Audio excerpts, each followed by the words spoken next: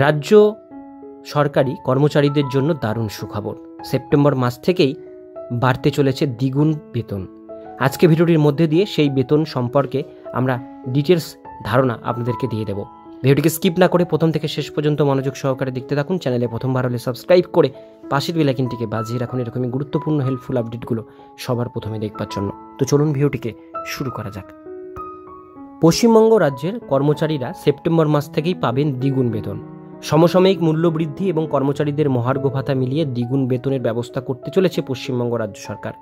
সরকারি সূত্রের খবর অনুযায়ী জানা যাচ্ছে, অতি শীঘ্রই মুখ্যমন্ত্রী মমতা বন্দ্যোপাধ্যায়ের পক্ষ থেকে সরকারি কর্মচারীদের বেতন বৃদ্ধির বিষয়ে বৃহৎ একটি ঘোষণা করা হতে পারে। এই উদ্দেশ্যে ইতিমধ্যেই জল্পনা শুরু হয়েছে। কেন রাজ্য সরকারের পক্ষ থেকে এমন সিদ্ধান্ত নেওয়া হচ্ছে? সত্যিই কি এক ধাক্কায় দ্বিগুণ বেতন পাবেন রাজ্য সরকারি কর্মচারীরা? ডিএ নিয়ে কি চিন্তাভাবনা চলছে মন্ত্রীদের মধ্যে? এই সমস্ত তথ্য জানতে অবশ্যই আজকের এই ভিডিওটি শেষ পর্যন্ত দেখুন। সরকারি কর্মচারীদের বেতন বৃদ্ধি পাবে দ্বিগুণ পরিমাণে। সম্প্রতি সরকারি সূত্রের খবর অনুসারে জানা যাচ্ছে, আগামী বছরের শুরু থেকেই দ্বিগুণ পরিমাণে বেতন পেতে পারেন সরকারি কর্মচারীরা।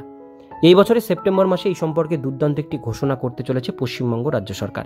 কিন্তু প্রশ্ন হলো, হঠাৎ করে কেন বেতন বৃদ্ধি করা হচ্ছে সরকারি কর্মচারীদের? আসলে বর্তমানে পশ্চিমবঙ্গ রাজ্য সরকারি কর্মচারীদের ষষ্ঠ বেতন কমিশনের অন্তর্গত বেতন ক্রম অনুসারে মাসিক বেতন লাভ করছেন। এই বেতন ক্রম তৈরি হয়েছিল আজ থেকে প্রায় 10 বছর আগে। এই গোটা 10 বছরে বিপুল পরিমাণে মূল্য বৃদ্ধি ঘটেছে, যার ফলে সরকারি কর্মচারীদের ন্যূনতম বেতন জীবনযাপন সমস্যার সম্মুখীন হচ্ছে। এই উদ্দেশ্যেই রাজ্য সরকারের পক্ষ থেকে এই বছর সেপ্টেম্বর মাসে সপ্তম বেতন কমিশন তৈরির পরিকল্পনা চলছে। সপ্তম বেতন কমিশন অনুসারে বর্তমানে পশ্চিমবঙ্গ রাজ্য সরকারি কর্মচারীদের যেমন যত বেতন রয়েছে তার প্রায় দ্বিগুণ পরিমাণ বেতন বৃদ্ধি হতে পারে বলে মনে করছেন অনেকেই। এর পাশাপাশি সম্প্রতি পশ্চিমবঙ্গ রাজ্য সরকারের পক্ষ থেকে রাজ্যের সরকারি কর্মচারীদের মহার্ঘ ভাতার পরিমাণ আরও 4% বৃদ্ধি করা হয়েছে। অর্থাৎ বর্তমানে মোট 18% হারে মহার্ঘ ভাতা লাভ করছেন সরকারি কর্মচারীরা। তবে রাজ্য সরকারের এই সিদ্ধান্তে এখনও পর্যন্ত খুশি হননি রাজ্যের সরকারি কর্মচারী থেকে শুরু করে পেনশনভোগী মানুষেরা। আসলে কেন্দ্রীয় সরকারের সঙ্গে কিংবা অন্যান্য রাজ্য সরকারের সঙ্গে তুলনা করে দেখা যায় এখানে বিপুল পরিমাণে পার্থক্য রয়েছে মহার্ঘ ভাতার পরিমাণে।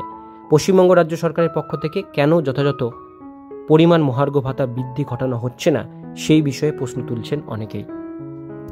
অপরদিকে কেন্দ্রীয় সরকারের পক্ষ থেকে সরকারি কর্মচারীদের জন্য অষ্টম পে কমিশন গঠনের সিদ্ধান্ত নেওয়া হয়েছে। 2026 সালে জানুয়ারি মাস থেকেই এই নতুন বেতনক্রম অনুসারে কেন্দ্রীয় সরকারের কর্মচারীরা উচ্চমানের বেতন পাবেন। অপরদিকে পশ্চিমবঙ্গ রাজ্য সরকারের কর্মচারীদের জন্য ষষ্ঠ পে কমিশনের বদলে সপ্তম পে কমিশন অনুসারে বেতন নির্ধারণ করা হবে। এর ফলে মহার্ঘ ভাতা এবং নতুন বেতনক্রম মিলিয়ে তাই দ্বিগুণ বেতন পাবেন রাজ্য সরকারি কর্মচারীরা। আশা করি সম্পূর্ণ ডিটেলস তথ্যগুলো আপনারা বুঝতে পারলেন। এরকমই নতুন নতুন আপডেটগুলো পেতে গেলে চ্যানেলটিকে সাবস্ক্রাইব করে পাশের বেল আইকনটিকে অবশ্যই বাজিয়ে রাখবেন।